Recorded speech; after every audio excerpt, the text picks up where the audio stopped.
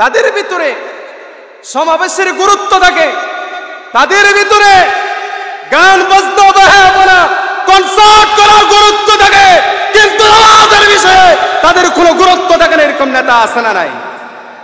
আপনাদের এলাকায় নাই মনে হয়, আসেনি? আসেনি? আছে। তাহলে যারা যে সমস্ত মানুষের ভিতরে নামাজের গুরুত্ব থাকে না, ওই সমস্ত মুসল্লিদের জন্য ধ্বংস বলেছেন কে? আরো জোরে বলেন কে? আল্লাহ রাব্বুল আলামিন বলছেন 5 নাম্বার হলো ওই সমস্ত মুসল্লিদের জন্য ধ্বংস যারা তাড়াহুড়া করে মসজিদে যান। আমার দেশের মানুষেরা উজু করে এমন ভাবে দৌড় দেয়, মসজিদে দ্রুত ফাটা ভেঙে যায়, আছে না নেই? এত জোরে দৌড়ায়া গিয়ে আপনাকে নামাজ ধরতে বলেছেন কে? আমাকে বলেন। তাড়াহুড়া করে আপনি দৌড়ায়া মসজিদে যাওয়ার দরকার নাই, আস্তে ধীরে যাবেন, আগে আসবেন, আগে এসে সুন্নাহ আদায় করবেন, সওয়াব দিবেন কে? এতিমদের মাল কি ফেলা, এতিমদের সম্পদ দখল করা। আমার দেশের অনেক চাচারা জাহান্নামে যাবে শুধুমাত্র তার বাতিজার সম্পদ দখল করার কারণে, ঠিক নয় কি? চাচারাই তো এই সমস্ত কাজের সাথে একটু বেশি জড়িত। আমার বাবারা, বন্ধুরা, এরকম কাজ করবেন না। যদি এতিমদের কোনো সম্পদ যদি আপনার ভিতরে যদি থাকে, আপনি যদি কান 1000 বছর নামাজ পড়লেন, কপালের ভিতরে কালো দাগ তুললেন, আল্লাহর কসম আপনি আল্লাহর জান্নাতে ঢুকতে পারবেন না। আল্লাহ রাব্বুল আলামিন বলছেন, যারা আখিরাতের দিনের বিষয়ে মিথ্যাচার করে তাদের 1 নাম্বার চরিত্র হলো, আল্লাহ রাব্বুল আলামিন বলছেন, ফাযানিকাল্লাযী ইয়াদুউল ইয়াতীম। জোরে আল্লাহু আকবার। তাদের 1 নাম্বার চরিত্র হলো তারা এতিমদেরকে ধাক্কা দিবে। এখনো সমাজের ভিতরে কিছু মানুষ আছে এতিম দেখলে ধাক্কা দেয়, আছে না নাই? ফাসুবহানাল্লাযী লা ইহসা ইমতিনানুহু বিল-লিসানি ওয়ালা বিল-কলম নাস্তাগফিরুহু ওয়া নাতুবু ইলাইহি ونشهد أن لا إله إلا الله وحده لا شريك له ونشهد أن سيدنا وسندنا وحبيبنا ومولانا محمدا عبده ورسوله. أما بعد فقد قال الله تبارك وتعالى في كلامه المجيد وفي فرقانه الحميد. أعوذ بالله من الشيطان الرجيم. بسم الله الرحمن الرحيم. إن الله وملائكته يصلون على النبي يا أيها الذين آمنوا صلوا عليه وسلموا تسليما. اللهم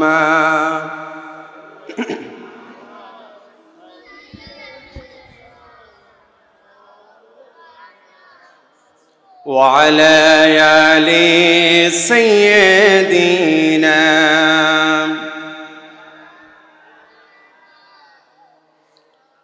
তাইফের কথা ভেবে কাঁদে শুধু দুনয়ন,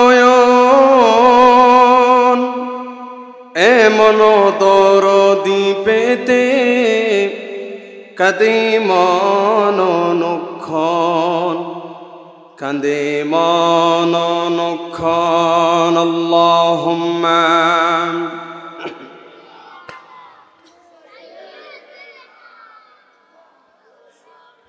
وعلى آل سيدنا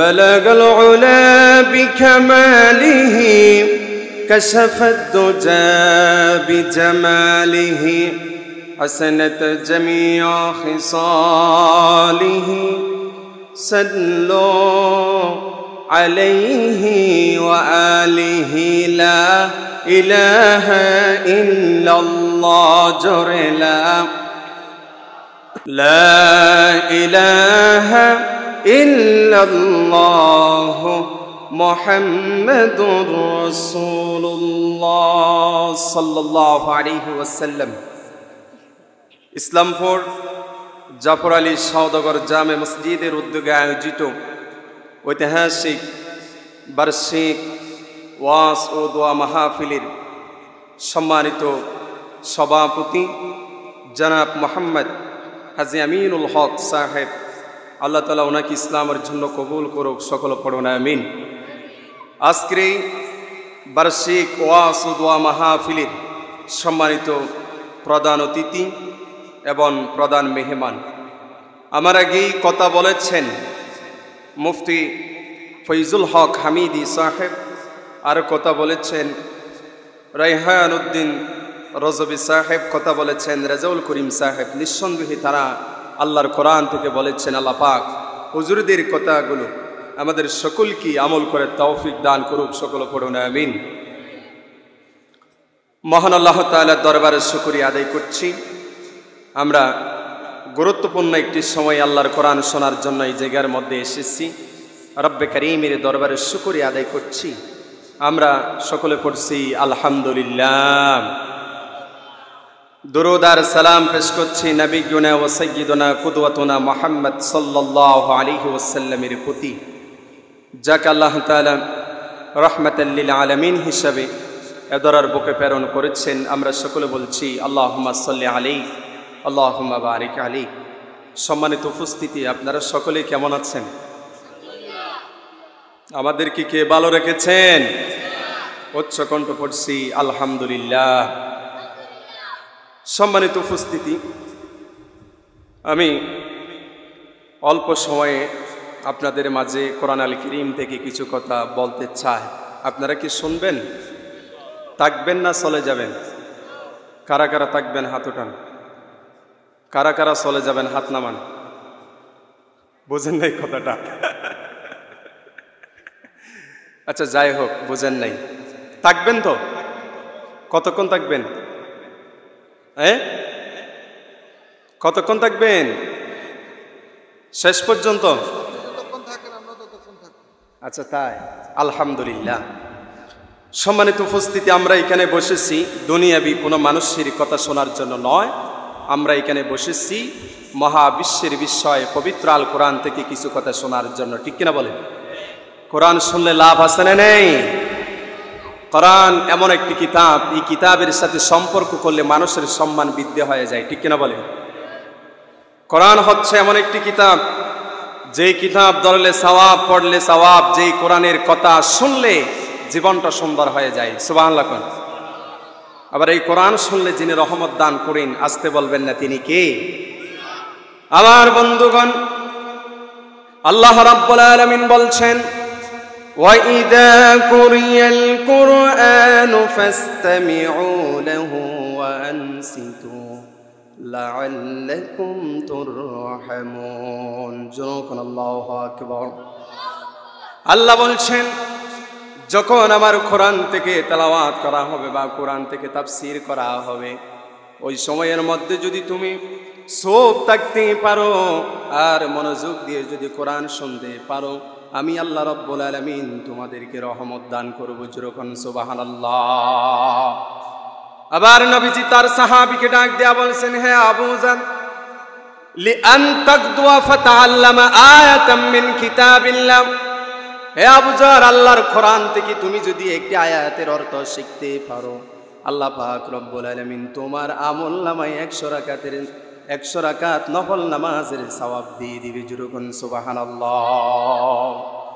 শুধু তাই নয়, কোরআন থেকে যদি একটি জ্ঞানের অনুচ্ছেদ শিখতে পারেন, একটি মাসাইল যদি শিখতে পারেন, আল্লাহর হাবিব আবু যরকে ডাক দেয়া বললেন, 1000 রাকাত নফল সালাত আদায় করলে যে সওয়াব, এর থেকে বেশি সওয়াব আল্লাহ রাব্বুল আলামিন বান্দার আমলনামায় দিয়ে দিবে। তাহলে সওয়াবের নিয়তে কোরআন শুনবেন তো ইনশাআল্লাহ। শোনার আগে আমার নিয়ম অনুযায়ী আমরা যথারীতি 3টা তাকবীর দিব, তাকবীর দিতে হবে, ঠিক কিনা বলেন? কারণ আমাদের স্লোগান কি? লিল্লাহে আখিরাতের দিন। আল্লাহ তাআলা এখানে দিনের বিষয়ে কথা বলেছেন, পরকালের দিনের কথা বলেছেন। সকল মানুষকে একদিন রবের সামনে দাঁড়াতে হবে। দুনিয়ার জিন্দেগিতে যা করেছেন সব কিছুর বিষয়ে একদিন আল্লাহ রাব্বুল আলামিনের সামনে দাঁড়াতে হবে। সেই দিনটির মালিককে আরো জোরে বলুন, সেই দিনটির মালিককে। আল্লাহ তাআলা বলছেন আলহামদুলিল্লাহি রাব্বিল আলামিন আর রহমানির রহিম মালিকি ইয়াউমিদ্দিন। জোরে কোন আল্লাহু আকবার।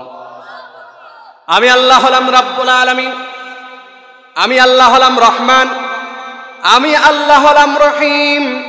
এরপরে আল্লাহ বলছেন মালিক ইয়াউমিদ্দিন, আমি আল্লাহ রাব্বুল আলামিন হলাম বিচার দিবসের মালিক। সুবহানাল্লাহ।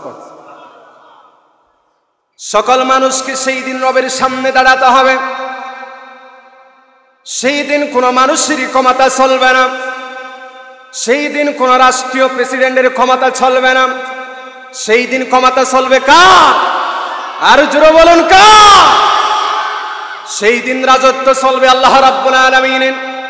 আবার বন্ধুগণ, আল্লাহ রাব্বুল আলামিন কোরআন আল কারীমের 82 নম্বর সূরা সূরাত আল ইনফিতারের 17 নম্বর আয়াত থেকে আল্লাহ রাব্বুল আলামিন সেই দিন সম্পর্কে কিছু কথা আল্লাহ রাব্বুল আলামিন জানিয়ে দিয়েছেন। আল্লাহ রাব্বুল আলামিন বলছেন ওয়ামা আদরাকা মা ইয়াউমুদ্দিন সুম্মা মা আদরাকা মা ইয়াউমুদ্দিন ইয়াউমা লা তামলিকু নাফসুন লিনাফসিন শাইআ ওয়াল আমরু ইয়াউমাইযিন লিল্লাহ। আল্লাহ রাব্বুল আলামিন বলছেন নবী আমার, আপনি কি পরকাল দিনটির সম্পর্কে জানেন কিনা? পরকাল দিনটি কি? আবার প্রশ্ন করলেন পরকাল দিনটির সম্পর্কে আপনি কি জানেন? আল্লাহ রাব্বুল আলামিন নিজেই প্রশ্ন করে তিনি নিজেই উত্তর দিচ্ছেন ইয়াউমা লা তামলিকু নাফসুন লিনাফসিন শাইআ ওয়াল আমরু ইয়াউমাইযিন লিল্লাহ। সুবহানাল্লাহ। আল্লাহ তাআলা বলছেন সেই দিন ক্ষমতা চলবে, রাজত্ব চলবে শুধুমাত্র আমি আল্লাহর। পৃথিবীর কোনো মানুষের কোনো কিছু করার ক্ষমতা থাকবে না। যেরকম আল্লাহু আকবার। সম্মানিত বন্ধুগণ, সেই দিন মানুষের হাতে ক্ষমতা বলতে কোনো কিছুই থাকবে না, বরঞ্চ মানুষগুলো অসহায় হয়ে যাবে। কি হয়ে যাবে? অসহায় হয়ে যাবে। কেমন অসহায় হয়ে যাবে জানেন? আম্মাদান আয়েশা সিদ্দিকা রাদিয়াল্লাহু তাআলা আনহা তিনি একটি হাদিস বর্ণনা করলেন। রাসূলুল্লাহকে প্রশ্ন করলেন, ইয়া রাসূলুল্লাহ, কাল কিয়ামতের ময়দানে আল্লাহ রাব্বুল আলামিন মানুষগুলোকে কালি পায় খতনাবিহীন উলঙ্গ অবস্থায় আল্লাহ রাব্বুল আলামিন উঠাবেন। তখন তো নারী আর পুরুষ যদি একত্রিত হয়ে যায় তখন তো তারা লজ্জিত হয়ে যাবে। আল্লাহর হাবিব বলছেন তারা লজ্জিত হবে না, কারণ সেই দিন কঠিন দিন হবে। নারী পুরুষের দিকে তাকাবে না, পুরুষ আর নারীর দিকে তাকাবে না। সেই দিন সমস্ত মানুষগুলো অসহায় হয়ে যাবে। সেই দিন ক্ষমতা চলবে কার? আর জোরে বলুন কার ক্ষমতা? আল্লাহ রাব্বুল আলামিনের ক্ষমতা চলবে সেই দিন। প্রতিটা মানুষকে আবার রবের সামনে দাঁড়াতে হবে। কিছু মানুষেরা বলে বেড়ায় মৃত্যুর পরে আবার আমাদেরকে কেউ জীবিত করতে পারবে না। এরকম কিছু মানুষের আকীদা আছে না নাই? আছে। আল্লাহ বলছেন আমি যে তোমাদেরকে আবার জীবিত করব, এই বিষয়ে যদি তোমাদের কোনো সন্দেহ থাকে, সংশয় থাকে, তাহলে এই বিশ্বের মানুষেরা তাহলে তোমরা শুনে রাখো। আল্লাহ রাব্বুল আলামিন বলছেন ইয়া আইয়ুহান নাসু ইন কুনতুম ফি রাইবিন মিনাল বা'স ফাইন্না খালাকনাকুম মিন তুরাবিন সুম্মা মিন নুতফা সুম্মা মিন আলাকাতিন মুদগাতিন সুম্মা মিন মুদগাতিন মুখাল্লাকা وغير مخلقة لنبين لكم جركن الله أكبر আমার আল্লাহ বলছেন এ বিশ্বের মানবতা মৃত্যুর পরে তোমাদেরকে আবার আমি জীবিত করব কিয়ামতের ময়দানে যে আমি তোমাদেরকে আবার উদিত করব এই বিষয়ে যদি তোমাদের কোনো সন্দেহ থাকে তাহলে শুনে রাখো আমি আল্লাহ রাব্বুল আলামিন তোমাদেরকে সৃষ্টি করেছি মাটি থেকে এরপর আমি আল্লাহ তোমাদেরকে সৃষ্টি করেছি এক ফোঁটা নাপাক পানি থেকে ওই এক ফোঁটা নাপাক পানিকে আমি আল্লাহ রাব্বুল আলামিন রক্ত বানিয়েছি রক্ত বানার পরে মাংস জমাট করলাম এরপর ওই মাংসের উপরে আমি সুন্দর করে তোমাদেরকে গোলাকার আকৃতি দিয়ে সুন্দর করে তোমার মায়ের রেহিমের মধ্যে রেখেছি যতদিন পর্যন্ত রাখার প্রয়োজন ততদিন রাখার পরে আমি আল্লাহ রাব্বুল আলামিন তোমাকে ছোট্ট একটি বাচ্চা হিসাবে দুনিয়ার জমিনের মধ্যে পাঠিয়েছি যেরকম সুবহানাল্লাহ তাহলে যে আল্লাহ এক ফোঁটা নাপাক পানি থেকে সৃষ্টি করেছেন সে আল্লাহ মনে হয় মৃত্যুর পর আবার জীবিত করতে পারবে কিনা অবশ্যই পারবে আল্লাহ রাব্বুল আলামিন সেই প্রশ্নটি মানুষদেরকে করতেছেন আমি তোমাদেরকে এক ফোঁটা নাপাক পানি থেকে সৃষ্টি করেছি আমি আল্লাহ নারী বানাতে পারি আমি আল্লাহ পুরুষ বানাতে পারি আমি যদি নারী বানাতে সক্ষম হয় পুরুষ বানাতে সক্ষম হয় কেন আমি আবার মৃত্যুর উপরে তোমাদেরকে জীবিত করতে পারবো না সুবহানাল্লাহ কোন আমার বন্ধুগণ আল্লাহ রাব্বুল আলামিন বলছেন فجعل منه الزوجين الذكر والأنثى أليس ذلك بقادر على أن يحيي الموتى جركن الله أكبر আল্লাহ বলছেন আল্লাহ প্রশ্ন করে বলতেছেন আমি আল্লাহ নারী বানাতে সক্ষম নারী বানিয়েছি পুরুষ বানিয়েছি আমি কি তোমাদেরকে আবার মৃত্যুর উপরে জীবিত করতে পারবো না নাকি তোমরা এই বিষয়ে কি খারাপ ধারণা করো আমি আল্লাহ রাব্বুল আলামিন মৃত্যুর উপর আবার তোমাদেরকে জীবিত করবই যেরকম সুবহানাল্লাহ সকল মানুষগুলোকে কিয়ামতের ময়দানে উঠতে হবে হিসাবের দিন আসবে ফরকালের দিন আসবে হিসাব নিকাশের দিন আসবে ওয়া ইন্নাদ দীনা লাওয়াকি' অবশ্যই তোমার সামনে আসবে সেই দিন তোমাকে অতিক্রম করতে হবে সেই দিন একজনের সামনে দাঁড়াতে হবে আসতে বলবেন না তিনি কে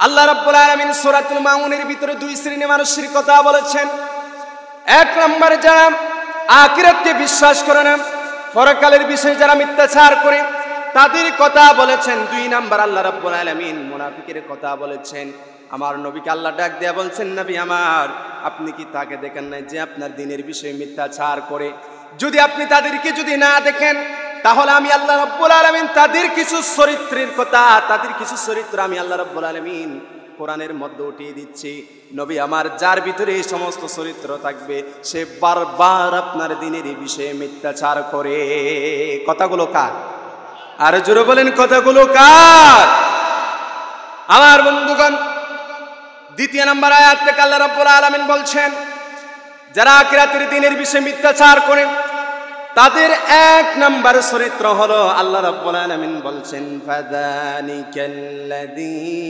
ইয়াদুল ইয়াতীম যুরকান আল্লাহু আকবার তাদের এক নম্বর চরিত্র হলো তারা এতিমদেরকে ধাক্কা দিবে এখনো সমাজের ভিতরে কিছু মানুষ আছে এতিম দেখলে ধাক্কা দেয় আছে না নাই এর ব্যাখ্যা এসেছে তিনটি কয়টি সবাই বলেন কয়টি এর ব্যাখ্যা এসেছে তিনটি এক নাম্বার হলো এতিমদের মালগুলো তারা খেয়ে ফেলবে কিছু মানুষ ক্ষমতা পেয়ে গেলে এতিমের সম্পদের দিকে নজর দেয় এরকম বদমাশ নেতা আছে না নাই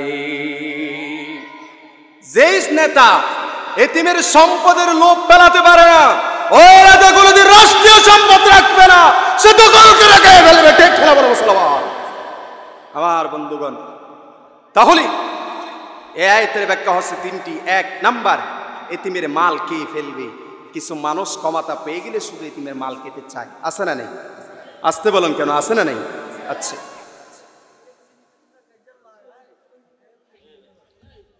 দুই নাম্বার ব্যাখ্যা হচ্ছে এতিমের উপরে জুলুম করবে তিন নাম্বার ব্যাখ্যা হচ্ছে এতিমদেরকে ধাক্কা দিবে আর পৃথিবীর জমিনের মধ্যে যারা এতিমদেরকে ধাক্কা দিবে, এতিমদের উপর জুলুম করবে, এতিমদের মাল খেয়ে ফেলবে।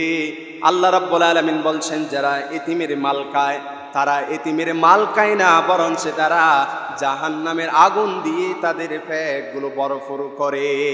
নাউজুবিল্লাহ কোন। তাহলে যারা এতিমের সম্পদ খায়, আল্লাহ বলছেন এরা এতিমের সম্পদ খায় না, এরা খায় জাহান্নামের আগুন। এরা খায় কি? জাহান্নামের আগুন। আর যারা এতিমদেরকে ধাক্কা দিবে আর যারা এতিমদের উপর জুলুম করবে তাদের স্বভাবের সাথে আবু জেহেলের স্বভাবের মিল আছে। কার স্বভাব? আবু জেহেলের স্বভাবের মিল আছে।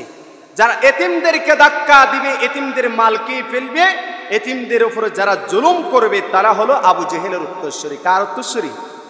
আসতে বলেন কেন? কার উত্তরসূরি? আমার বন্ধুগণ, আবু জেহেলের ঘরের মধ্যে একজন এতিম সন্তান চাকরি করত, রাকালগিরি করত, আবু জেহেলের ঘরের সমস্ত কাজগুলো করত। তারপরও আবু জেহেল ওই সন্তানের উপর অত্যাচার, নির্যাতন, নিপীড়ন করত বারবার। একদিন তিনি নিরুপায় হয়ে বললেন, আপনি আমার সম্পদগুলো দখল করে নিয়েছেন আর আপনি আমার উপর অত্যাচার, নির্যাতন, নিপীড়ন করতেছেন, এগুলো আমি সহ্য করতে পারতেছি না। দয়া করে, মেহেরবানি করে আপনি আমার সম্পদগুলো দিয়ে দেন, আপনি আমাকে মুক্ত করে দেন। এই কথা যখন বলল, এতিমের উপর অত্যাচার, নির্যাতন, নিপীড়ন বাড়িয়ে দিল। এতিম সন্তানটি সহ্য করতে না পেরে কেঁদে কেঁদে রাসূলুল্লাহ সাল্লাল্লাহু আলাইহি ওয়াসাল্লামের দরবারে চলে গেলেন। আর বন্ধুগণ, নবীজির দরবারে গিয়ে বললেন, ইয়া রাসূলুল্লাহ, আমি এতিম সন্তান, আমার বাবা নাই, আমার মা নাই, আমার যত সম্পদ ছিল ওই সমস্ত সম্পদগুলো আমি হাতে রাখলাম। আমি আবু জেহেলের ঘরের মধ্যে রাকালগিরি করতাম। আবু জেহেল আমার সম্পদগুলো কেড়ে নিয়েছে, তিনি আমার উপর অত্যাচার, নির্যাতন, নিপীড়ন বাড়িয়ে দিয়েছে। ইয়া রাসূলুল্লাহ, নিরুপায় হয়ে আমি আপনার কাছে এসেছি, আপনি একটি সুন্দর ফায়সালা করে দেন। আমার নবী কেঁদে কেঁদে এতিম সন্তানটির হাত ধরলেন। এতিম সন্তানটিকে নিয়ে আবু জেহেলের ঘরের মধ্যে গেল। আবু জেহেলের ঘরের মধ্যে গিয়ে বলছেন, আবু জেহেল, তুমি নাকি এতিমের সম্পদগুলো রেখে দিয়েছ, তার উপর অত্যাচার, নির্যাতন, নিপীড়ন করতেছ। আমি তোমাকে বলে দিচ্ছি আবু জেহেল, এতিমের সম্পদগুলো দিয়ে দাও। তুমি যদি এতিমের সম্পদ না দাও তাহলে সমস্যা হয়ে যাবে। আবু জেহেল বললেন, আমি এতিমের সম্পদ দিয়ে দিলাম। অন্যান্য কাফেররা আবু জেহেলকে প্রশ্ন করলেন, কি খবর আবু জেহেল, তুমি কি কালিমা পড়ে মুসলমান হয়ে গিয়েছ নাকি? তুমি মুহাম্মদের কথা শুনে তার কথাই তুমি এতিমের সম্পদগুলো ফিরিয়ে দিলা, কি ব্যাপার? আবু জেহেল বলছেন, আমি মুসলমান হয় নাই, মুহাম্মদ যখন এতিম সন্তান নিয়ে আমার ঘরের মধ্যে আসলো, আমি মুহাম্মদের দুই কাঁধের মধ্যে দুটো তরবারি দেখতে পেয়েছি। যেরকম আল্লাহু আকবার। আমি যদি তার কথা না শুনতাম, তাহলে ওই দুটো তরবারি আমার কাঁধের উপরে আসতো, আমি পৃথিবীর জমিন থেকে বিদায় হয়ে যেতাম। মৃত্যুর ভয়ে আমি তার কথা শুনেছি। তাহলে আজকাল পৃথিবীর মধ্যে যারা এতিমের সম্পদকে ফেলে, এতিমদেরকে ধাক্কা দেয়, এতিমের সম্পদগুলো জোর করে যারা দখল করে, তারাই হলো আবু জেহেলের উত্তরসূরি। ঠিক কিনা বলেন? এই জন্য আল্লাহ তাআলা ডাক দেয়া বলছেন, ইন্নাল্লাযীনা ইয়াকুলুনা আমওয়ালাল ইয়াতামা যুলমান ইন্নামা ইয়াকুলুনা ফি বুতুনিহিম নারা। যখন আল্লাহু আকবার। আমার আল্লাহ ডাক দিয়ে বলছেন, যারা এতিমের সম্পদ খায় তারা বরঞ্চ এতিমের সম্পদ খায় না, তারা তাদের পেটের ভিতরে জাহান্নামের আগুন ঢুকায়। কি ঢুকায়? জাহান্নামের আগুন ঢুকায়। এই জন্য এতিমের সম্পদ খাওয়া যাবে না, এতিমদের পাশে দাঁড়াতে হবে। এতিম মেয়ের বিয়ে যদি না হয়, টাকা তুলে বিয়ের ব্যবস্থা করে দিবেন। আমার নবীজি আপনাকে ভালোবাসবে। কালকে কিয়ামতের ময়দানে যখন মানুষরা জান্নাতে চলে যাবে, জাহান্নামীরা যখন জাহান্নামের মধ্যে চলে যাবে, দুনিয়ার মধ্যে যারা এতিমদের পাশে থাকছিল, কালকে কিয়ামতের ময়দানে যখন জান্নাতীরা জান্নাতের মধ্যে চলে যাবে, এতিমদের পাশে যারা ছিল তারা আমার নবীজির সাথে জান্নাতের মধ্যে থাকবে। যেরকম সুবহানাল্লাহ।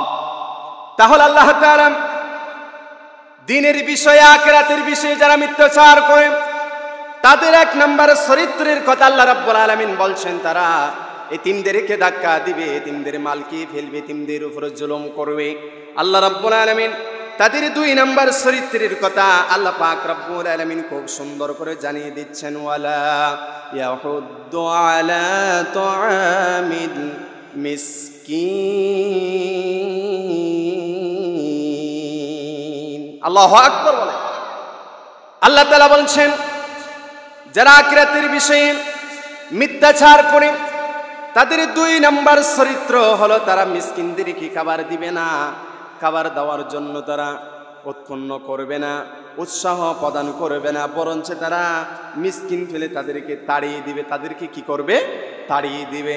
যারা মিসকিনদেরকে খাবার দেয় আল্লাহ পাক রব্বুল আলামিন কোরআনুল কারীমের মধ্যে তাদের স্বভাবটা জান্নাতি মানুষের স্বভাব বলে ঘোষণা দিয়েছেন। আর যারা মিসকিনদেরকে ধাক্কা দিবে, মিসকিনদেরকে খাবার দিবে না, আল্লাহ রব্বুল আলামিন তাদের স্বভাবটিকে জাহান্নামের স্বভাব বলে তিনি ঘোষণা দিয়েছেন। আমার বন্ধুগণ, তাহলে আল্লাহ রাব্বুল আলামিন যেই 2 শ্রেণী মানুষের কথা বলেছেন, 1 নম্বর হলো যারা আখিরাতের বিষয়ে মিথ্যাচার করে তাদের কথা বলেছেন। তারা কারা? তারা হলো ওই সমস্ত লোক যারা কিনা এতিমদেরকে ধাক্কা দিবে, এতিমদের মালকে ফেলবে, এতিমদের উপরে জুলুম করবে। 2 নম্বর তাদের চরিত্র হলো তারা মিসকিনদেরকে খাবার দিবে না, মিসকিনদেরকে খাবার দেওয়ার জন্য উৎসাহ দিবে না, বরঞ্চ তারা আরো মিসকিনদেরকে ধাক্কা দিবে, মিসকিনদের সাথে সুন্দর আচরণ করে কথা বলবে না। কাল কিয়ামতের ময়দানে আল্লাহ রাব্বুল আলামিন আদম সন্তানদেরকে ডাক দেয়া বলবেন, এ আদম সন্তান, আমি তোমার কাছে খাবার চেয়েছিলাম, তুমি আমাকে খাবার দাও নাই। আদম সন্তান কি বলবে, আল্লাহ আপনি হলেন রাব্বুল আলামিন, আমি আপনাকে কিভাবে খাবার দিতে পারি? আল্লাহ বলবেন, তোমার পাশের গ্রামে একজন মিসকিন ছিল, সে তোমার কাছে এসে খাবার চেয়েছে, তুমি যদি তাকে খাবার দিতে হয় কেন তুমি আল্লাহকে পেয়ে যেতে। যেরকম সুবহানাল্লাহ।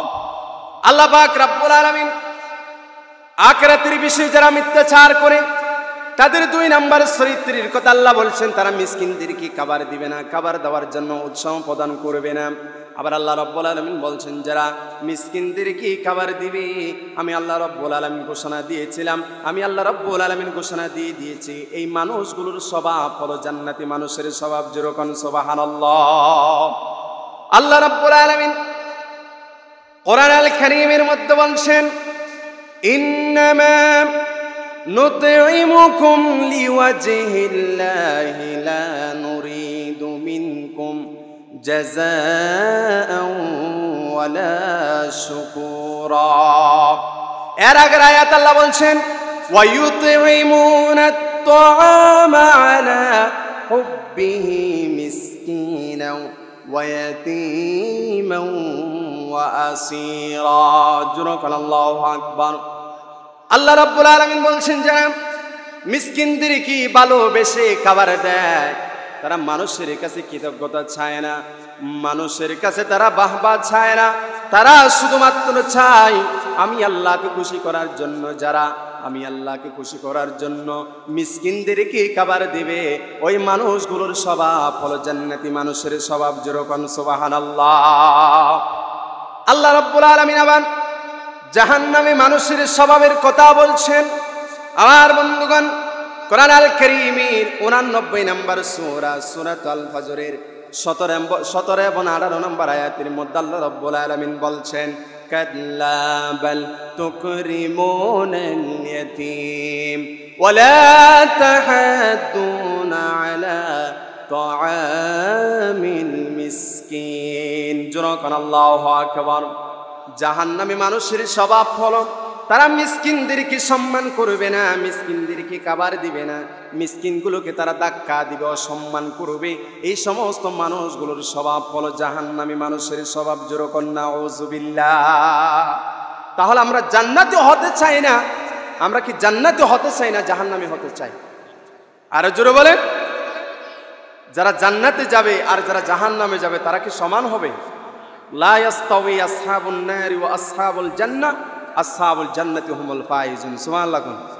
যারা জান্নাতে যাবে আর যারা জাহান্নামে যাবে তারা কোনোদিন সমান হতে পারে না, বরঞ্চ যারা জান্নাতে যাবে তারাই সফল কাম হবে। যেরকম আল্লাহু আকবার। এই জন্য আল্লাহ পাক রব্বুল আলামিন সূরাতুল মাউনে কয় শ্রেণীর মানুষের কথা বলছেন? সবাই বলেন কয় শ্রেণী? দুই শ্রেণী মানুষের কথা বলছেন। এক নম্বর আল্লাহ তাআলা আখিরাতের বিষয়ে, পরকালের দিন সম্পর্কে যারা মিথ্যাচার করে তাদের কথা বলেছেন। তাদের চরিত্র হচ্ছে দুইটি। এক নম্বর তারা এতিমদেরকে ধাক্কা দিবে, দুই নম্বর তারা মিসকিনদেরকে খাবার দিবে না। তাহলে যারা এতিমদেরকে ধাক্কা দিবে, মিসকিনদেরকে যারা খাবার দিবে না, এরা আল্লাহ রাব্বুল আলামিনের দ্বীনের বিষয়ে, পরকালের দিনের বিষয়ে তারা মিথ্যাচার করে, ঠিক নয় কি? এরপর আল্লাহ রাব্বুল আলামিন মুনাফিকের কথা বলেছেন। আল্লাহ রাব্বুল আলামিন মুনাফিকদের তিনটি চরিত্রের কথাই কোরআন আল কারীমের মধ্যে আল্লাহ তাআলা বলছেন। সূরাতুল মাউনের ভিতর আল্লাহ রাব্বুল আলামিন মুনাফিকদের তিনটি চরিত্রের কথা বলেছেন। আমার বন্ধুগণ, আল্লাহ রাব্বুল আলামিন বলছেন, ফাওয়াইলুল লিল মুসাল্লিনাল্লাযীনা হুম আন সালাতিহিম সাহুন। জোরকান আল্লাহু আকবার। আমার আল্লাহ বলছেন মুনাফিক হলো তারা, আল্লাহ তাআলা এখানে মুনাফিকদের কথা বলেছেন। মুনাফিক হলো তারা যারা নামাজের বিষয়ে যাদের ধ্যান থাকে না, নামাজের বিষয়ে যারা গাফেল, তারা হলো মুনাফিক। আল্লাহ তাআলা এর মূল অর্থ হলো ধ্বংস ওই সমস্ত মুসল্লিদের জন্য যারা নামাজের বিষয়ে গাফিলতি করে। কি করে? গাফিলতি করে। মুনাফিকদের একটি বদ অভ্যাস হলো, মুনাফিকদের একটি কমন অভ্যাস হলো তারা নামাজের বিষয়ে গাফিলতি করে, আছে না নাই? আল্লাহ রাব্বুল আলামিন আয়াতের মধ্যে কিছু মুসল্লিদের জন্য ধ্বংস বলেছেন। আয়াতের তাফসীর দেখতে গিয়ে আমি বিশেষ করে 5 শ্রেণী মুসল্লি পেয়েছি যাদের নামাজ পড়লেও তারা ধ্বংস হবে। কয় শ্রেণী মুসল্লি? আরো জোরে বলেন, কয় শ্রেণী মুসল্লি? 5 শ্রেণী মুসল্লি ধ্বংস। এক নাম্বার হলো যারা ইচ্ছা করলে মসজিদে যায়, ইচ্ছা না করলে মসজিদে যায় না, এরকম মুসল্লি আছে না নাই? 2 নাম্বার হলো যারা তাড়াহুড়া করে নামাজ আদায় করে, ওই সমস্ত মুসল্লিদের জন্য ধ্বংস। 3 নাম্বার হলো যারা পশু সারা নামাজ আদায় করে, ওই সমস্ত মুসল্লিদের জন্য ধ্বংস। আমার বন্ধুগণ, সাহাবীরাও নামাজ আদায় করেছেন, আমরাও নামাজ আদায় করি।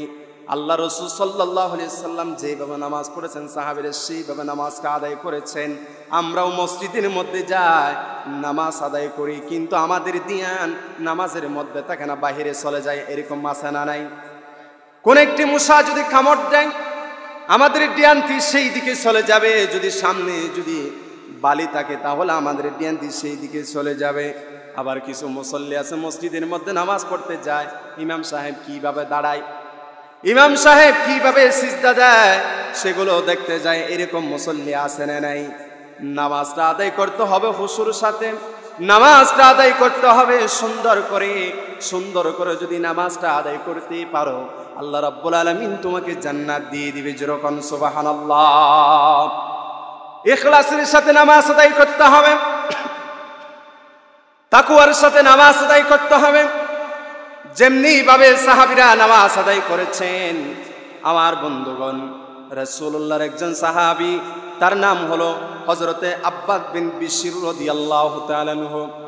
নবীজির সাথে কোন একটি যুদ্ধের মধ্যে তিনি গিয়েছেন। ওই যুদ্ধের মধ্যে এক ইহুদির স্ত্রী পৃথিবীর জমিন থেকে বিদায় নিয়ে নিল। ইহুদিটি ঘরের মধ্যে গেল। ঘরের মধ্যে যাওয়ার পরে তিনি প্রতিজ্ঞা করলেন, যতক্ষণ পর্যন্ত মুহাম্মদের শরীর থেকে রক্ত জড়াতে পারবো না, যতক্ষণ পর্যন্ত তার সাথে যারা থাকে তাদের রক্ত জড়াতে পারবো না, ততক্ষণ পর্যন্ত আমি আর ঘরের মধ্যে প্রবেশ করব না। আমার বন্ধুগণ, যুদ্ধ শেষ হয়ে যাওয়ার পরে সাহাবীরা সহ মদিনার মধ্যে চলে আসলেন। আমার নবীজির একটি আদত ছিল, তিনি যুদ্ধ যখন শেষ হয়ে যেত, তিনি মদিনার মধ্যে অবস্থান করতেন না, তাঁবু থেকে তিনি অবস্থান করতেন। তাঁবু টাকা হলো, তাঁবু টাকলেন। টাকার পরে সাহাবীদের উদ্দেশ্য করে বলছেন, ও আমার সাহাবীরা, ভালো করে শোনো, দিন শেষ হয়ে যাবে, একটু পরে রাত ঘনিয়ে আসবে। কে আছো সীমান্ত পাহারাদারের দায়িত্ব পালন করবা? আর যে সমস্ত সাহাবীরা জিহাদের ময়দান থেকে এসেছে তারা ঘুমিয়ে যাবে। আমার নবীজি এই কথাটি বলার সাথে সাথে একজন সাহাবী দাঁড়িয়ে গেল। তার নাম হলো হযরতে আব্বাদ বিন বিশর রাদিয়াল্লাহু তাআলা আনহু। যেরকম সুবহানাল্লাহ। আব্বাদ বিন বিশর দাঁড়িয়ে গেল। দাঁড়িয়ে যাওয়ার পরে রাসূলুল্লাহকে বলছেন, ইয়া রাসূলুল্লাহ, সীমান্ত পাহারাদারের দায়িত্ব আমি একাই পালন করব। আল্লাহর হাবিব বলছেন, ও আমার সাহাবী, একা সম্ভব হবে না, আরেকজন সাহাবী লাগবে। আমার নবীজি যখন এই কথাটি বলল, আরেকজন সাহাবী তিনি দাঁড়িয়ে গেল। তিনি দাঁড়িয়ে গিয়ে বললেন, ইয়া রাসূলুল্লাহ, আব্বাদ বিন বিশিরের সাথে আমিও সীমান্ত পাহারাদারের দায়িত্ব নিয়োজিত হয়ে যাব। যেরকম সুবহানাল্লাহ। এই দুইজন সাহাবী সীমান্ত পাহারা দেওয়ার জন্য চলে গেল। যাওয়ার পর আমার বন্ধুগণ, আব্বাদ বিন বিশির রাদিয়াল্লাহু তাআলা আনহু বলছেন, ভাইয়েরা আমার ভালো করে শোনা রাখো। আব্বাদ বিন বিশির বলছেন, ভাই, এই যে রাত্রিবেলা একা একা দাঁড়িয়ে থেকে কি লাভ? রাতের প্রথমাংশ তুমি ঘুমিয়ে যাও, দ্বিতীয়াংশ আমি ডিউটি পালন করব। হযরতে আব্বাদ বিন বিশির রাদিয়াল্লাহু তাআলা আনহু যখন এই কথাটি বলল, ওই সাহাবীটি ঘুমিয়ে গেল। আব্বাদ বিন বিশির রাদিয়াল্লাহু তাআলা আনহু তিনি সিদ্ধান্ত নিয়ে নিলেন, খোলা আকাশের নিচে দাঁড়িয়ে বাহিরের দিকে তাকিয়ে কি লাভ? আমি যদি নামাজের মধ্যে দাঁড়িয়ে যাই আর আল্লাহর সাথে যদি কথোপকথন শুরু করে দিই, তাহলে কতই না উত্তম হবে। যেরকম সুবহানাল্লাহ। তিনি নামাজের মধ্যে দাঁড়িয়ে গেল। মধুর কণ্ঠে তিনি কোরআন আল কারীম তেলাওয়াত করা শুরু করে দিল। ওই যে প্রতিশোধ পরায়ণকারী ইহুদিটি তীর নিয়ে চলে আসলো। তীর নিয়ে আসার পরে তিনি ভাবলেন, মনে হয় সকল সাহাবীরা নামাজের মধ্যে দাঁড়িয়ে আছে। তিনি সাথে সাথে তীর নিক্ষেপ করলেন। ওই তীরটি হযরত আব্বাদ বিন বিশির রাদিয়াল্লাহু তাআলা আনহুর পিঠ দিয়ে ঢুকে বুক দিয়ে বাহির হয়ে গেল। হাদিসের মধ্যে এসেছে, লাম ইয়াতাহাররাক ওয়া লাম ইয়াকতাইস সালাহ, তিনি একটু নড়াচড়া করেন নাই, তিনি নামাজটাও ছেড়ে দেন নাই। ওই কাফেরটি মনে করলাম মনে হয় তার শরীরের মধ্যে তীর ঢুকে নাই। তিনি আবার তীর নিক্ষেপ করলেন। ওই তীরটি তার পিঠ দিয়ে ঢুকে বুক দিয়ে বাহির হয়ে গেল। লাম ইয়াতাহাররাক ওয়া লাম ইয়াকতাইস সালাহ, তিনি নড়াচড়া করেন নাই, তিনি নামাজটাও ছেড়ে দেন নাই। এরপরে ইহুদিটি আবার তীর নিক্ষেপ করলো। ওই তীরটি তার পিঠ দিয়ে ঢুকে বুক দিয়ে বাহির হয়ে গেল। লাম ইয়াতাহাররাক ওয়া লাম ইয়াকতাইস সালাহ, সাহাবীটি নড়াচড়া করেন নাই, তিনি নামাজটাও ছেড়ে দেন নাই। যেরকম সুবহানাল্লাহ। আর বন্ধুগণ, তিনি সুন্দর করে ইখলাসের সাথে তিনি নামাজটা শেষ করলেন। নামাজটা শেষ করার পরে তিনি কি করলেন? ওই যে সাহাবীদেরকে তিনি ডাক দিয়ে বলছেন, ভাই কে আছো শোনো, আমার শরীরে যত রক্ত ছিল সমস্ত রক্তগুলো জমিনের মধ্যে পড়ে গিয়েছে, মনে হয় আমি আর বাঁচব না। তিনি যখন এই কথাটি বলল, সাথে সাথে সাহাবীরা জাগ্রত হয়ে গেল। আর বন্ধুগণ, সাহাবীরা যখন জাগ্রত হয়ে গেলেন, জাগ্রত হয়ে যাওয়ার পরে হযরত আব্বাদ বিন বিশিরকে প্রশ্ন করলেন, বাইরে তোমার শরীরে প্রথম তীর ঢোকার সাথে সাথে যদি আমাদেরকে ডাক দিতা, তাহলে তোমার শরীরের মধ্যে 3টা তীর ঢুকতো না। আব্বাদ বিন বিশির তার প্রশ্নের উত্তর দিয়ে তিনি বললেন, বাইরে আমার শরীরের মধ্যে কখন 3টি তীর ঢুকেছে আমি নিজেও জানি না। যেরকম সুবহানাল্লাহ। এটার নামই হলো ইখলাস। এটার নামই কি? ইখলাস। সুন্দর করে নামাজটা আদায় করতে হবে। তাহলে আল্লাহ রাব্বুল আলামিন বলছেন, ওই সমস্ত মুসল্লিদের জন্য ধ্বংস যারা নামাজের বিষয়ে গাফিলতি করে। বিশেষ করে কয় শ্রেণী মুসল্লিদের জন্য ধ্বংস বলেছি? 5 শ্রেণী মুসল্লিদের জন্য ধ্বংস। সবাই বলেন কয় শ্রেণী? আরো জোরে বলেন কয় শ্রেণী? 5 শ্রেণী মুসল্লিদের জন্য ধ্বংস। 1 নম্বরে যারা ইসরা করলে নামাজটা আদায় করি। না রে বাবা, এমন করা যাবে না। ইচ্ছা করলে মসজিদে যাবেন, ইচ্ছা না করলে মসজিদে যাবেন না, এরকম করা যাবে না। ঠিক মতো নামাজটা আদায় করতে হবে। সুন্দর করে যদি নামাজটা আদায় করতে পারেন, নামাজটা যদি কায়েম করতে পারেন, নিজে আদায় করলেন, পরিবার পরিজনকে যদি নামাজ পড়ার তাকিদ যদি দিতে পারেন, আমার আল্লাহ বলছেন, ওয়া আমুর আহলাকা বিসসালাতি ওয়াসতাবির আলাইহা লা নাসআলুকা রিজকান নাহনু নারযুকুক ওয়াল আকিবাতু লিত্তাকওয়া। জোরকান আল্লাহু আকবার। আমার আল্লাহ বলছেন, যদি নামাজের বিষয়ে যদি তাকিদ দিতে পারো, নিজে নামাজ পড়ো, তো সন্তানকে তাকিদ দাও, পরিবার পরিজনকে নামাজ পড়ার হুকুম করো, এটা যদি করতে পারো, আমি আল্লাহ রাব্বুল আলামিন তোমার জন্য মহা পুরস্কার রেখে দিয়েছি। তার মানে আল্লাহ রাব্বুল আলামিন তোমার জন্য জান্নাত রেখে দিয়েছে। যেরকম সুবহানাল্লাহ। তাহলে 5 শ্রেণী মুসল্লিদের জন্য ধ্বংস। 1 নম্বরে যারা ইসরা করলে মসজিদে যায়, ইসরা না করলে মসজিদে যায় না। 2 নম্বর হলো যারা দেরি করে নামাজ আদায় করে, অর্থাৎ আসরের আযান হয়ে গেল, একটু পরেই পড়বো, মাগরিবের আজান হয়ে গেল, দেরি করে নামাজটা আদায় করে এক কথায় জামাতের সাথে নামাজ আদায় করে না। আল্লাহ রাব্বুল আলামিন কোরআনুল কারীমের মধ্যে তিনি ঘোষণা দিয়ে বলছেন, বান্দারে রুকুকারীর সাথে রুকু করো, জোরে কোন সুবহানাল্লাহ। তাহলে দেরি করে নামাজ আদায় করা যাবে না, জামাতের সাথে নামাজ আদায় করতে হবে। যারা দেরি করে বারবার নামাজ আদায় করে ওই সমস্ত মুসল্লিদের জন্য ধ্বংস বলেছেন কে? আরো জোরে বলেন কে? আল্লাহ রাব্বুল আলামিন বলেছেন 3 নাম্বার ওযু ছাড়া নামাজ পড়ে। 4 নাম্বার হলো যারা যে সমস্ত মানুষের ভিতরে নামাজের গুরুত্ব থাকে না। আমার দেশের কিছু নেতা আছে, তাদের কাছে সমাবেশের গুরুত্ব থাকে কিন্তু নামাজের গুরুত্ব থাকে না। এরকম বদমাশ নেতা আছে না নাই? তাদের ভিতরে সমাবেশের গুরুত্ব থাকে, তাদের ভিতরে গান বাজনা বাহাবনা কনসার্ট করার গুরুত্ব থাকে, কিন্তু নামাজের বিষয়ে তাদের কোনো গুরুত্ব থাকে না। এরকম নেতা আছে না নাই? আপনাদের এলাকায় নাই মনে হয়, আসেনি? আসেনি? আছে। তাহলে যারা যে সমস্ত মানুষের ভিতরে নামাজের গুরুত্ব থাকে না, ওই সমস্ত মুসল্লিদের জন্য ধ্বংস বলেছেন কে? আরো জোরে বলেন কে? আল্লাহ রাব্বুল আলামিন বলছেন 5 নাম্বার হলো ওই সমস্ত মুসল্লিদের জন্য ধ্বংস যারা তাড়াহুড়া করে মসজিদে যান। আমার দেশের মানুষেরা উজু করে এমনভাবে দৌড় দেয়, মসজিদে দুটো ফাটা ভেঙে যায়, আছে না নেই? এত জোরে দৌড়ায়া গিয়ে আপনাকে নামাজ ধরতে বলেছেন কে? আমাকে বলেন। তাড়াহুড়া করে আপনি দৌড়ায়া মসজিদে যাওয়ার দরকার নাই, আস্তে ধীরে যাবেন, আগে আসবেন, আগে এসে সুন্নাহ আদায় করবেন, সওয়াব দিবেন কে? আর জোরে বলেন কে দিবেন? আর যদি নামাজটা না পড়েন তাহলে আপনার জন্য সাকর নামক জাহান্নামের গর্ত আপনার জন্য অপেক্ষা করতেছে। কিসের গর্ত? সবাই বলেন কিসের গর্ত? জাহান্নামের গর্ত। ওই গর্তটির নাম কি? সাকর। বলেন কি? সাকর। আল্লাহ তাআলা বলছেন, মা সালাকাকুম ফি সাকর ক্বালু লাম নাকু মিনাল মুসাল্লিন ওয়া লাম নাকু নুতঈমুল মিসকিন। জোরে কোন আল্লাহু আকবার। আল্লাহ রাব্বুল আলামিন জাহান্নামীদেরকে যখন সাকর নামক গর্তের দিকে নিয়ে যাবে তখন তাদেরকে প্রশ্ন করা হবে, কি কারণে সাকর নামক গর্তের দিকে যাচ্ছ? তখন তারা বলবে, দুনিয়ার মধ্যে আমরা নামাজ আদায় করতাম না, এই জন্য আজ আমাদেরকে সাকর নামক জাহান্নামের মধ্যে যেতে হচ্ছে। নাউজুবিল্লাহ কোন। সম্মানিত বন্ধুগণ, তাহলে আল্লাহ তাআলা প্রথমেই তার দ্বীনের বিষয়ে যারা মিথ্যাচার করে তাদের কথা বলেছেন। এরপর আল্লাহ তাআলা মুনাফিকদের কথা বলেছেন। মুনাফিক হলো ওই সমস্ত লোক যারা নামাজের বিষয়ে যার ভিতরে গাফিলতি আছে, সে কি? মুনাফিক। আবার ওই সমস্ত মুসল্লিদের জন্য ধ্বংস। ওয়াইল এটা হচ্ছে জাহান্নামের একটি গর্ত। রাইসুল মুফাসসিরিন আব্দুল্লাহ ইবনে আব্বাস রাদিয়াল্লাহু তাআলা আনহু বলছেন, অন্য অন্য জাহান্নামের গর্তগুলো দৈনিক আল্লাহর কাছে 700 বার পর্যন্ত দোয়া করে যাতে ওয়াইল নামক গর্ত থেকে যেন তারা রক্ষা পায়। আল্লাহু আকবার বলতেন না? তাহলে ওয়াইল নামক জাহান্নামের গর্ত এটা কি সাধারণ কোনো গর্ত না ভয়ঙ্কর গর্ত? ভয়ঙ্কর গর্ত। এই জন্য সুন্দর করে নামাজটা আদায় করতে হবে।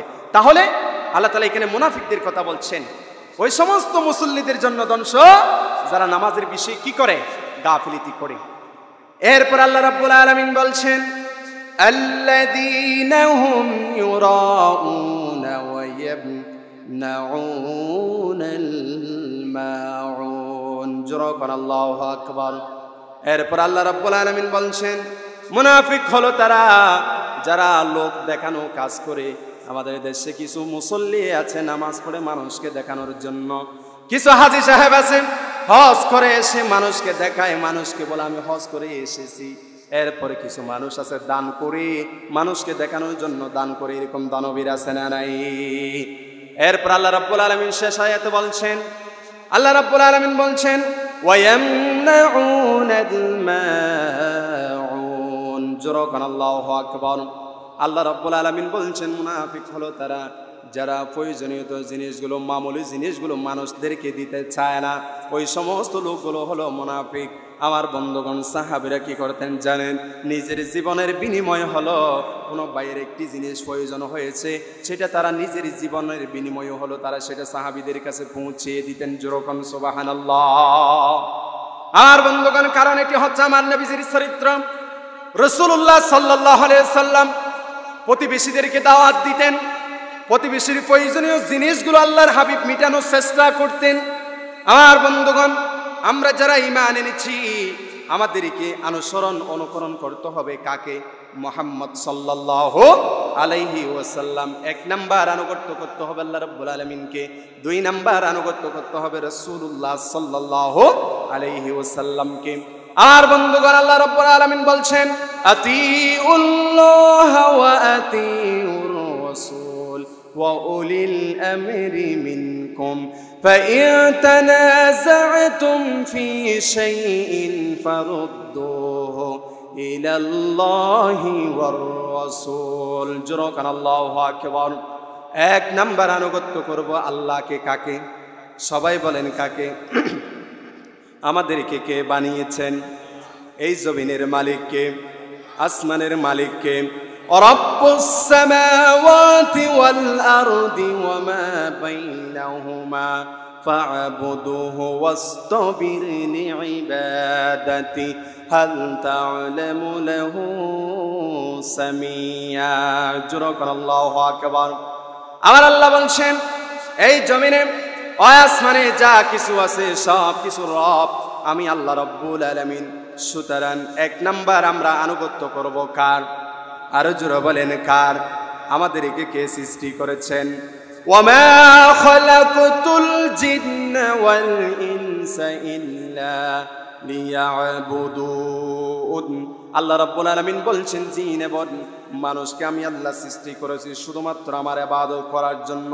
এই ইবাদত একদিন করলে হয়ে যাবে কিনা বলেন? হয়ে যাবে নাকি? একদিন করলে, 1 ওয়াক্ত নামাজ আদায় করলে কি ইবাদত বন্দেগী শেষ করে দিতে পারবেন নাকি? কোনোদিন সম্ভব নয়। কতদিন পর্যন্ত ইবাদত করতে হবে? আল্লাহ নিজেই জানিয়ে দিচ্ছেন ওয়া'বুদ রাব্বাকা হাত্তা ইয়াতিয়াকাল ইয়াকিন। জোরকান আল্লাহু আকবার।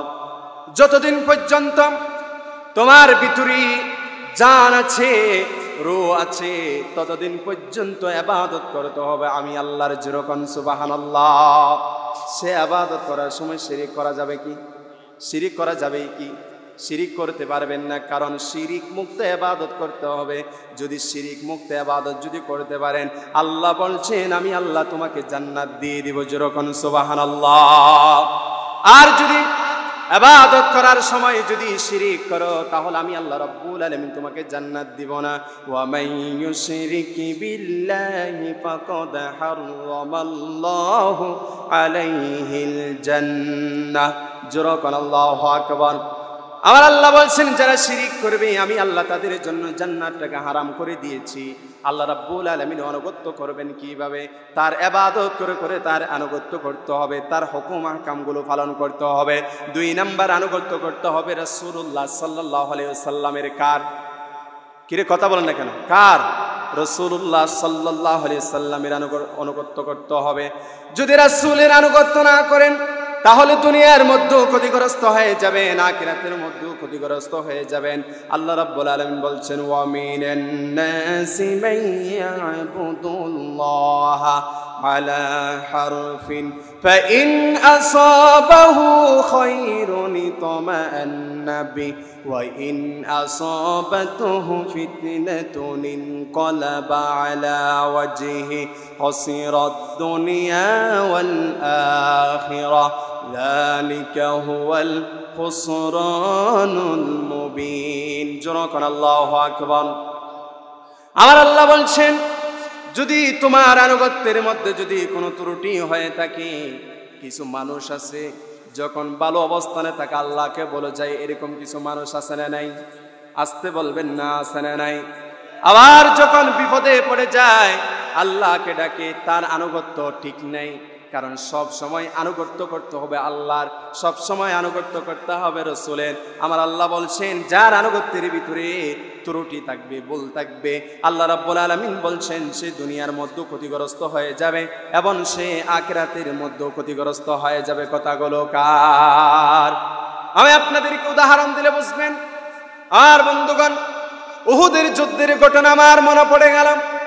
রাসূলুল্লাহ সাল্লাল্লাহু আলাইহি সাল্লাম সাহাবীদেরকে নিয়ে উহুদের যুদ্ধের মধ্যে চলে গেল।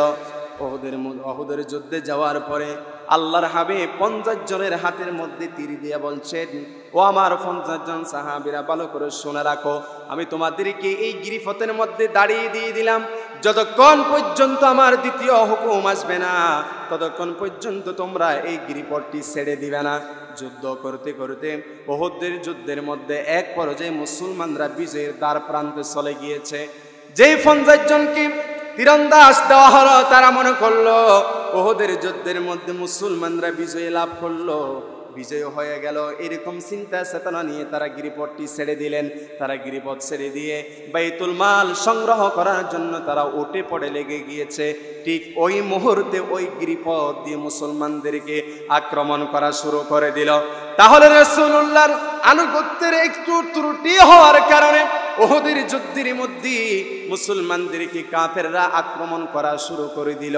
আক্রমণ করতে করতে কাফেরদের টার্গেট আর কেউ নয়, কাফেরদের টার্গেট হলো মুহাম্মদ সাল্লাল্লাহু, সবাই বলেন সাল্লাল্লাহু আলাইহি ওয়াসাল্লাম। কাফেরদের টার্গেট ছিল আমার নবী। রাসূলুল্লাহকে লক্ষ্য করে তীর নিক্ষেপ করতেছেন। হযরতে কাতাদা রাদিয়াল্লাহু তাআলা আনহু নবীজির সামনে দাঁড়িয়ে গিয়ে বললেন, ইয়া রাসূলুল্লাহ, আমার মতো লক্ষ কাতাদা যদি পৃথিবীর জমিন থেকে বিদায় নিয়ে নেয় তাহলে ইসলামের বিন্দু পরিমাণ কোনো ক্ষতি হবে না, কিন্তু আপনি যদি বিদায় নিয়ে নেন তাহলে ইসলামের বিরাট ক্ষতি হয়ে যাবে। তিনি রাসূলুল্লাহকে তার বুকের ভিতরে আলিঙ্গন করে নিলেন। তীর আস্তে আস্তে তার পিঠের উপরে 70 থেকে 60 পর্যন্ত তীর আসলো। এরপরে দাজানা আসলো, দাজানার চোখের মধ্যে তীর ঢুকে তার চোখের যেই ভিতরে যেটা মেইন জিনিস আছে সেটা বাহির হয়ে গেল। আমার নবীজি বলছেন, তোমার ওই চোখের জিনিসটা আমার হাতের মধ্যে দিয়ে দাও। রাসূলুল্লাহ তুতু মুবারক দিয়ে তার চোখের মধ্যে লাগিয়ে দিল। আগের থেকে হযরতে দাজানা আরো বেশি দেখতে পাচ্ছে। জোরকন সুবহানাল্লাহ। আমার বন্ধুগণ, এক পর্যায়ে রাসূলের সামনে চলে আসলো। রাসূলের সামনে চলে আসার পরে এক কাফের আমার নবীজির মাথা বরাবর পাথর দিয়ে আঘাত করলো। নবীজির মাথায় ছিল হেলমেট, সেখান থেকে ছোট্ট একটি লোহা তার কপালের ভিতরে ঢুকে গিয়েছে। এরপর আবার পাথর নিক্ষেপ করলো। আমার নবীজি একটি নয়, দুইটি নয়, 3টি বড় বড় ইনজুরি হয়ে গেল। 3টি ইনজুরি হয়ে যাওয়ার পরে জমিনের মধ্যে পড়ে গিয়েছে। এদিকে কাফেররা ঘোষণা দিচ্ছেন, কুতিলা মুহাম্মদ, মুহাম্মদ নিহত হয়ে গেল। হযরত ওমর বলছেন, যেই জমিনে আমার নবী নাই ওই জমিনের মধ্যে আমি ওমর থাকার কোনো দরকার নাই। যেরকম সুবহানাল্লাহ। আর এদিকে হযরত আলী বলছেন, এটা আমি বিশ্বাস করি না, কারণ এখনো পর্যন্ত দিন কায়েম হয় নাই, আমার নবীজি মৃত্যুবরণ করতে পারে না। রাসূলুল্লাহকে তিনি খুঁজতে বাহির হয়ে গেলেন। খুঁজতে খুঁজতে এক পর্যায়ে আমার নবীকে তিনি বেহুশ অবস্থায় পেয়ে গেলাম। আমার নবীজিকে হাত দিয়ে ধরলেন, বললেন, ইয়া রাসূলুল্লাহ, আমি আলী, একটু উঠে দাঁড়ান, আপনার শরীর থেকে রক্ত বাহির হচ্ছে।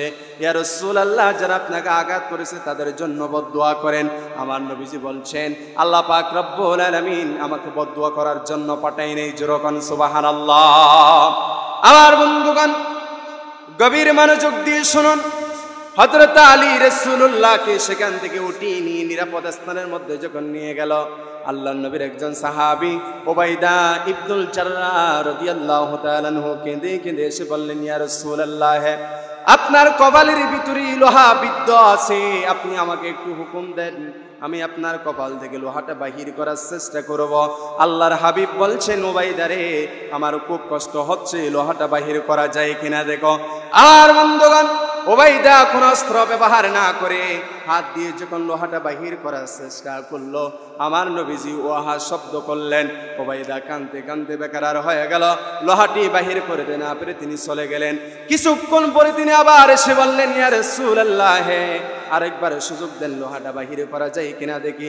আল্লাহর হাবিব বলছেন, উবাইদা রে, লোহাটা বাহির করা যায় কিনা দেখো। আমার বন্ধুগণ, উবাইদা ইবনুল জাররাহ রাদিয়াল্লাহু তাআলা আনহু দুদাত দিয়ে এমন জোরে টান মারলেন, সাথে সাথে লোহাটা বাহির হয়ে গেল। উবাইদার দুটো দাঁত ভেঙে গিয়েছে। আমার নবীজি প্রশ্ন করলেন, উবাইদা রে, এত কষ্ট করলি কেন, তোমার দুটো দাঁত ভেঙে গিয়েছে? উবাইদা বলছেন, ইয়া রাসূলুল্লাহ, আপনার জন্য দুটো দাঁত কেন, আমি আপনার জন্য কলিজা পর্যন্ত ছিঁড়ে দিতে রাজি আছি। যেরকম সুবহানাল্লাহ। কি মুহাম্মদ সি ওয়াফা तूने तो हम तेरे हैं, ये जहां सीज किया है लौहो कलम तेरे है। जुरकन अल्लाहु আকবার। আমার বন্ধুগণ, উহুদের যুদ্ধের ঘটনা বলার কারণ কি? আমার আল্লাহ বলছেন, ওয়া মিনান নাসি মাইয়াবুদুল্লাহ আলা হারফিন ফাইন আসাবাহু খায়রুন ইতমাআন্না বি ওয়া ইন আসাবাতুহু ফিতনাতুন ইনকালাবা আলা ওয়াজহি খাসিরাদ দুনিয়া ওয়াল আখিরাহ যালিকা হুয়াল খুসরানুল মুবিন। জোরকান আল্লাহু আকবার। তাহলে যার মধ্যে আনুগত্যের ত্রুটি থাকবে সে দুনিয়ার মধ্যে ক্ষতিগ্রস্ত হয়ে যাবে, আখিরাতের মধ্যে ক্ষতিগ্রস্ত হয়ে যাবে। আমার বন্ধুগণ, আমরা আনুগত্য করব সর্বপ্রথম আল্লাহর, 2 নাম্বার আনুগত্য করব রাসূলকে, 2 নাম্বার আমরা আনুগত্য করব কাকে? রাসূলকে। সবাই বলেন কাকে? আরো জোরে বলেন কাকে? রাসূলকে অনুকরণ করব এক জায়গায় না সব জায়গায়। আস্তে বলেন কেন? এক জায়গায় না সব জায়গায়। সব জায়গায় রাসূলের অনুসরণ করতেই হবে। আর বন্ধুগণ, তাহলে রাসূলুল্লাহর কাজ ছিল প্রতিবেশীকে দেখতে যাওয়া। প্রতিবেশীর কোনো জিনিস যদি প্রয়োজন হতো তখন রাসূলুল্লাহ ব্যবস্থা করে দেওয়ার চেষ্টা করতেন। তাহলে মুনাফিক হলো তারা যারা প্রতিবেশীকে প্রয়োজনীয় জিনিসগুলো দিতে চায় না, টাকার পরও যারা দেয় নাই, তারাই হলো মুনাফিকের চরিত্র, তাদের চরিত্রটা। অথচ সাহাবীদের দিকে তাকান, আমার নবীর সাহাবীরা জীবনের বিনিময় হয়েও অন্য সাহাবীর যদি কোনো জিনিসের যদি প্রয়োজন হতো তারা সেটা প্রয়োজনটা মিটিয়ে দেওয়ার চেষ্টা করতেন। আমার নবীজির একজন সাহাবী হযরতে কাতাদা রাদিয়াল্লাহু তাআলা আনহু, আমার নবীজির একজন সাহাবী হযরতে আবু দাহদা রাদিয়াল্লাহু তাআলা আনহু, মদিনার মধ্যে তার একটি সুন্দর খেজুরের বাগান ছিল। আমার বন্ধুগণ, মদিনার মধ্যে এক এতিম সন্তান ছিল, তার একটি খেজুরের বাগান ছিল। কি ছিল? আসতে বলেন কেন? কি ছিল? একটি খেজুরের বাগান ছিল। আমার বন্ধুগণ, তিনি সিদ্ধান্ত নিয়ে নিলেন, আমি আমার খেজুরের বাগানটি চারদিক দিয়ে প্রাচীর নির্মাণ করব, চারদিক দিয়ে বেড়া দিয়ে দিব। তিনি যখন সিদ্ধান্ত দিয়ে দিলেন, প্রাচীর নির্মাণ করতে করতে এক পর্যায়ে তার সীমানার মধ্যে অন্য একটি খেজুর বাগানের গাছ সীমানার মধ্যে চলে আসলো। এতিম সন্তানটি খোঁজ করতে গিয়ে তিনি দেখতে পেলেন ওই খেজুর গাছটি তার নয়, খেজুর গাছটি হলো পাশের খেজুর বাগানের মালিক আবুল বাবার খেজুর গাছ। আমার বন্ধুগণ, তিনি আবুল বাবার কাছে গিয়ে বললেন, ভাই আবুল বাবা, শোনো, তোমার একটি খেজুরের গাছ আমার বাগানের মধ্যে চলে আসলো, দয়া করে মেহেরবান করে সেটা তুমি আমাকে দান করে দাও, না হয় তুমি সেটা আমার কাছে বিক্রি করে দাও, তাও যদি না পারো তাহলে তোমার খেজুর গাছটি তুমি কেটে নিয়ে যাও। আবুল বাবা বলছেন, তা কোনোদিন সম্ভব নয়, আমি পারবো না। এতিম সন্তানটি নিরুপায় হয়ে রাসূলুল্লাহর দরবারে গেল। আমার নবীজিকে যখন সব কিছু খুলে বলল, আল্লাহর হাবিব আবুল বাবাকে ডাক দেয়া বলছেন, আবুল বাবা, খেজুর গাছটি কেটে নিয়ে যাও, না হয় দান করে দাও। তুমি যদি খেজুর গাছটি এতিম সন্তানটিকে যদি দান করে দাও, জান্নাতের মধ্যে আমি নবী তোমার জন্য খেজুর গাছের জিম্মাদার হয়ে যাব। যেরকম সুবহানাল্লাহ। আবুল বাবা বলছেন, তা কোনোদিন সম্ভব নয়, আমি খেজুর গাছটি দিব না। এই কথাটি আবু দাহদা রাদিয়াল্লাহু তাআলা আনহু শুনলেন। তিনি নবীজির দরবারে এসে বললেন, ইয়া রাসূলুল্লাহ, একটু আগে একটি অফারের কথা শুনছি, সেই অফারটি হলো আমি যদি ওই একটি খেজুর গাছটি যদি এতিম সন্তানের হাতে যদি তুলে দিতে পারি, জান্নাতের মধ্যে আপনি কি আমাকে খেজুরের গাছের ব্যবস্থা করবেন কিনা আপনি আমাকে একটু বলেন। আল্লাহর হাবিব বলছেন, আবু দাহদা রে, তুমি যদি ওই খেজুর গাছটি যদি এতিম সন্তানটির হাতে তুলে দিতে পারো, আমি নবীজিও তোমার জন্য জান্নাতের মধ্যে খেজুর গাছের ব্যবস্থা করব। যেরকম সুবহানাল্লাহ। আবু দাহদা আবু লুবাবাকে ডাক দিয়া বলছেন, আবু লুবাবা এইদিকে আসো, তুমি জানো মদিনার মধ্যে ৬০০টি গাছ বৈশিষ্ট্য আমার একটি সুন্দর খেজুরের বাগান আছে, তার ভিতরে একটি বাড়ি আছে, পাশাপাশি আরেকটি মিষ্টি কূপে মিষ্টি পানির একটি কূপ আছে। আমি তোমাকে এটা দিয়ে দিব, বিনিময়ে তোমাকে আমাকে ওই খেজুর গাছটি দিতে হবে। আবু লুবাবা বলছেন, তুমি কি তোমার মাথা কি খারাপ হয়ে গিয়েছে নাকি? তুমি যদি দলিল করো তাহলে আমি দিয়ে দিতে আমার কোনো সমস্যা নেই। ৬০০টি গাছ বৈশিষ্ট্য খেজুর গাছের বিনিময়ে একটি খেজুরের গাছ নিলেন, ওই খেজুর গাছটি তুমি সন্তানদের হাতে তুলে দিলেন। আমার নবীজির কাছে এসে যখন বলল, আল্লাহর হাবিব বলছেন, আবু দাহদারে চিন্তা করো না, জান্নাতের মধ্যে আমি নবী তোমার জন্য খেজুর গাছের জিম্মাদারি নিয়ে নিলাম। যেরকম সুবহানাল্লাহ। আর বন্ধুগণ, ওয়ায়ামনাউনাল মাউন, প্রয়োজনীয় জিনিস আপনার ঘরের ভিতরে আছে। মাউন শব্দের এই যে আবিধানিক অর্থ বলেন, মাউন শব্দের অন্তর্ভুক্ত হলো এই সমস্ত জিনিস পর্যন্ত। দা থেকে শুরু করে, কাপ থেকে শুরু করে, পানির বোতল থেকে শুরু করে যাবতীয় মামুলি যে সমস্ত জিনিসগুলো আছে সেগুলোকে বলা হয় মাউন। যখন কোনো মুসলমানের কাছে কোনো একটা জিনিস খুঁজলো, যদি কোনো মুসলমান দিতে না চায় তাহলে তার ভিতরে মুনাফিকের স্বভাব আছে। এই জন্য আমাদের শর্ত অনুযায়ী কোনো ভাই যদি আমার কাছে কোনো কিছু চায়, আমার যদি সম্ভব থাকে তাহলে আমি দেওয়ার চেষ্টা করব। যদি দিতে পারেন, যিনি আপনাকে সম্মানিত করে জান্নাত দিয়ে দিবেন, আসতে বলবেন না তিনি কে? আমার বন্ধুগণ, তাহলে আমরা কথা বলেছি কোরআন আল কারীমের ১০৭ নম্বর সূরা। ১০০ কয় নম্বর সূরা? আসতে বলেন কেন?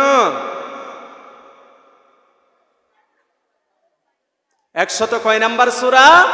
৭ নম্বর সূরা। এই সূরা থেকে আমরা কিছু কথা শুনেছি, ঠিক কিনা বলেন? এই সূরার ভিতরে আল্লাহ তাআলা দুই শ্রেণীর মানুষের কথা বলেছেন। এক নম্বরে যারা আল্লাহ তাআলার দ্বীনের বিষয়ে, অর্থাৎ মানে পরকালের দ্বীনের বিষয়ে যারা মিথ্যাচার করে, আল্লাহ তাআলা তাদের কথা বলেছেন। তাদের চরিত্রের কথা আল্লাহ বলছেন। তাদের চরিত্র হলো এতিমদেরকে ধাক্কা দেওয়া। এতিমদেরকে কি দেওয়া? ধাক্কা দেওয়া নাই না, এটাও জায়েজ। দান প্রকাশ্যে এবং গোপনে দুটো জায়েজ। সুবহানাল্লাহ। তবে হৃদয়ের ভিতরে নিয়তটা কি থাকতে হবে? ঠিক থাকতে হবে। যদি নিয়তের ভিতরে যদি বেজাল ঢুকে যায় তাহলে ওই দান আল্লাহ রাব্বুল আলামিন কবুল করবে না। আমার বন্ধুগণ, তাহলে আমরা সূরাতুল মাউন থেকে কি শিক্ষা পাইলাম? এক নম্বর শিক্ষা হচ্ছে আমাদেরকে এতিমের পাশে দাঁড়াতে হবে। যে সমস্ত আত্মীয় স্বজনরা এতিমের মাল খেয়ে ফেলে, সেখান থেকে এতিমের পাশে দাঁড়িয়ে আমাদেরকে মালগুলো উদ্ধার করে দিতে হবে, ঠিক কিনা বলেন? ২ নম্বর শিক্ষা হচ্ছে যারা মিসকিন, যারা খেতে পায় না, যাদের বিয়ে হচ্ছে না টাকা না থাকার কারণে, যারা এই যে শীত, রাস্তার পাশে কেউ নাই বলে রাস্তার মধ্যে ঘুমাচ্ছে, তাদেরকে আমরা খাবার দিব এবং তাদের পাশে থাকার চেষ্টা করব, তাদেরকে শীতের কাপড় কিনে দেওয়ার চেষ্টা করব। এটাই হচ্ছে সূরাতুল মাউনের শিক্ষা। ৩ নম্বর শিক্ষা হচ্ছে আমরা যে সমস্ত মুসল্লিদের জন্য ধ্বংস, ওই রকম মুসল্লি আমরা হব না। আমরা সেই রকম মুসল্লি হব যে মুসল্লিদের জন্য আল্লাহ জান্নাত বানিয়েছেন। সুবহানাল্লাহ।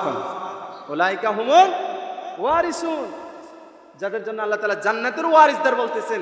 যদি একটি জায়গার ওয়ারিসদার যদি আপনি হন, পৃথিবীর কোনো মানুষের ক্ষমতা আছে জায়গা থেকে উঠিয়ে দেওয়ার? ক্ষমতা আছে? আর যদি আল্লাহ বলছেন আমি তাদের জন্য জান্নাতের ওয়ারিসদার বানিয়ে দিব তাদেরকে, এরাই তো জান্নাতের ওয়ারিসদার। এরা কারা? যারা সুন্দর করে নামাজ আদায় করে, যারা নামাজটাকে হেফাজত করে, সেইভাবে আমাদেরকে নামাজ পড়তেই হবে। ৪ নম্বর শিক্ষা হচ্ছে, ৪ নম্বর শিক্ষা কি? আমরা মানুষকে দেখানোর জন্য কোনো কিছু করব না। ৫ নম্বর শিক্ষা হচ্ছে আমাদের ঘরের ভিতরে দা বা ছুরি, এরপরে কাপ, প্লেট। মেহমান আসলে অনেক গরিবের প্রয়োজন হয় টেবিলের, বলে না যে আমার ঘরে মেহমান আসলে একটু তোমার টেবিলটা দাও, অথচ আসে দিতে চায় না। কৃপণতা করে, আসে না নাই? আল্লাহ বলছেন কৃপণতা করা যাবে না। লা তাজআল ইয়াদাকা মাগলুলাতান ইলা উনুকিক ওয়ালা তাবসুতাহা কুল্লাল বাসতি ফাতাকুদা মালুমান মাহসুরা। কৃপণতা করা যাবে না, মধ্যম পন্থা অবলম্বন করতে হবে। কি অবলম্বন করতে হবে? মধ্যম পন্থা অবলম্বন করতে হবে। কৃপণ হওয়া যাবে না। তাহলে আমরা কৃপণ হব না। যদি কোনো জিনিসের আমার ভাইয়ের যদি প্রয়োজন হয় আমরা সেটা তার হাতে দেওয়ার চেষ্টা করব, তার বরাবর পৌঁছে দেওয়ার চেষ্টা করব ইনশাআল্লাহ। তাহলে এতক্ষণ পর্যন্ত আমরা কথা শুনেছি কোরআন আল কারীমের 107 নম্বর সূরা সূরাত আল মাউনের আলোকে। কোরআনের সূরা কয়টি বলেন তো? 100, সবাই বলেন কয়টি? তার ভিতরে আমরা শুনেছি কয় নাম্বার? 107 নাম্বার।